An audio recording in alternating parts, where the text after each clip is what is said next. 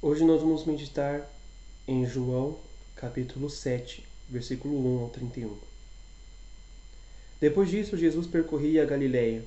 Ele não queria deter-se na Judéia porque os judeus procuraram lhe tirar a vida. Aproximava-se a festa dos judeus, chamada dos tabernáculos. Seus irmãos disseram-lhe: Parte daqui e vai para a Judéia, a fim de que também os teus discípulos vejam as obras que fazes.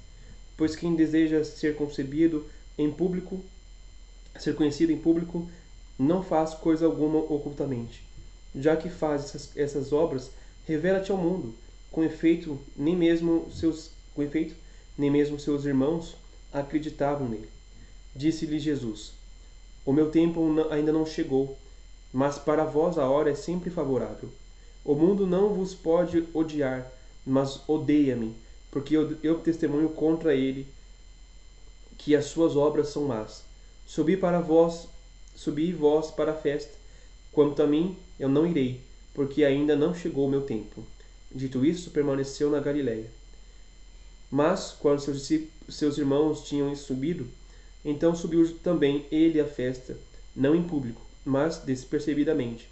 Buscavam-nos os judeus durante a festa e perguntavam: Onde está ele? E na multidão só se discutia a respeito dele.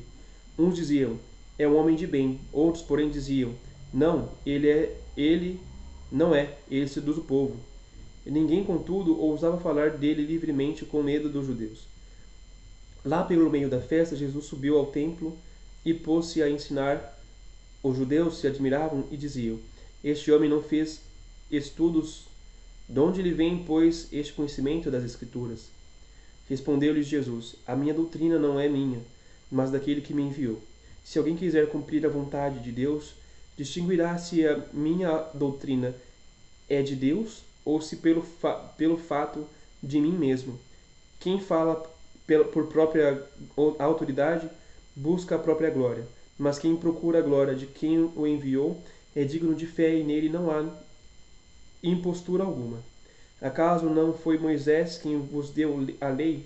No entanto, ninguém de vós cumpre a lei. Por que procurais tirar minha vida? Respondeu o povo: Tenhas um demônio.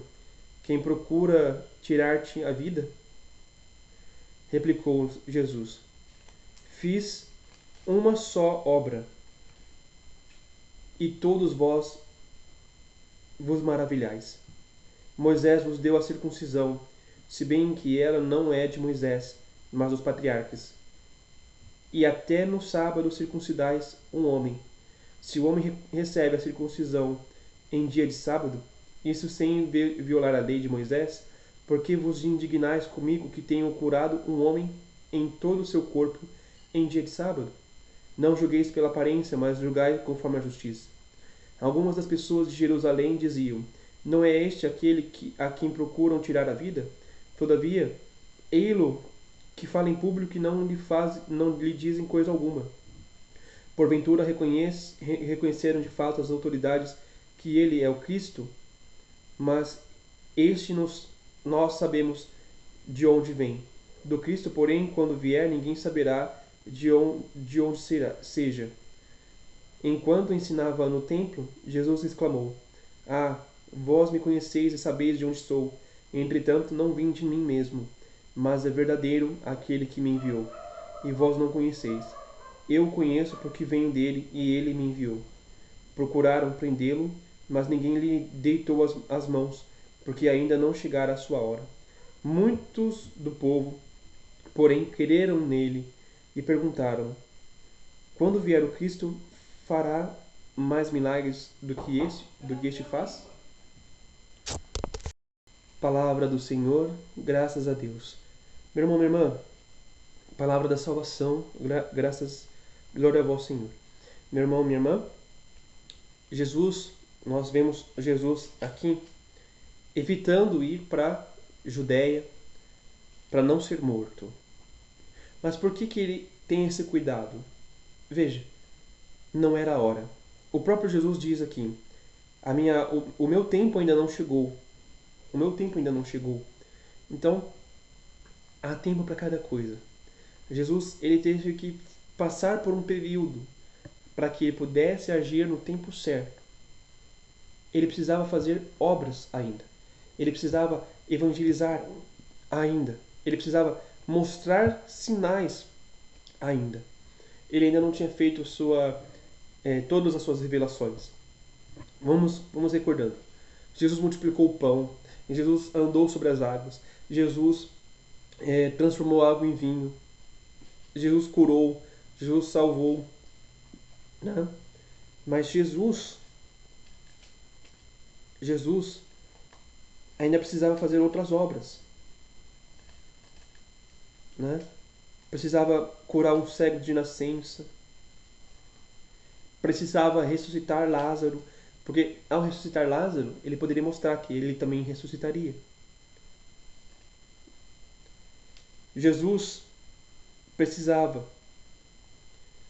fazer a anunciação, fazer o lava-pés, a consagração dos pães e do sangue, transformar o seu corpo em sangue e o seu pão em vinho em corpo e sangue, para depois ele morrer e aí sim ressuscitar.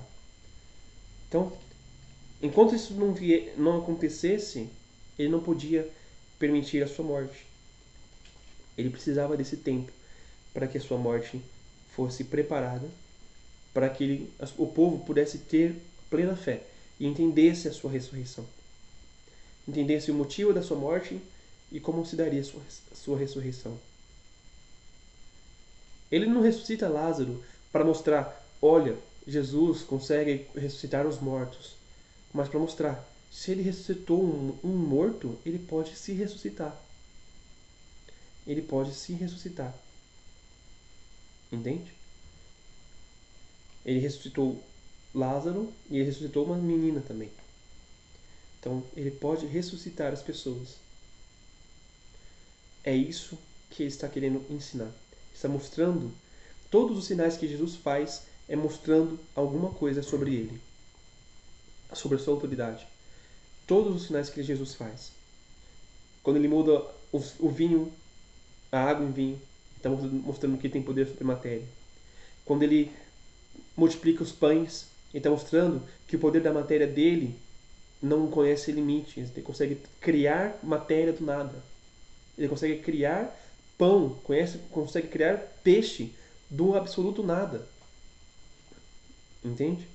Ele mostra pra gente, ao ressuscitar as pessoas da morte, que a morte para ele não é um obstáculo. Ele consegue trazer pessoas à vida. Ele está mostrando pra gente, quando ele anda sobre as águas, que ele tem total domínio sobre o seu próprio corpo.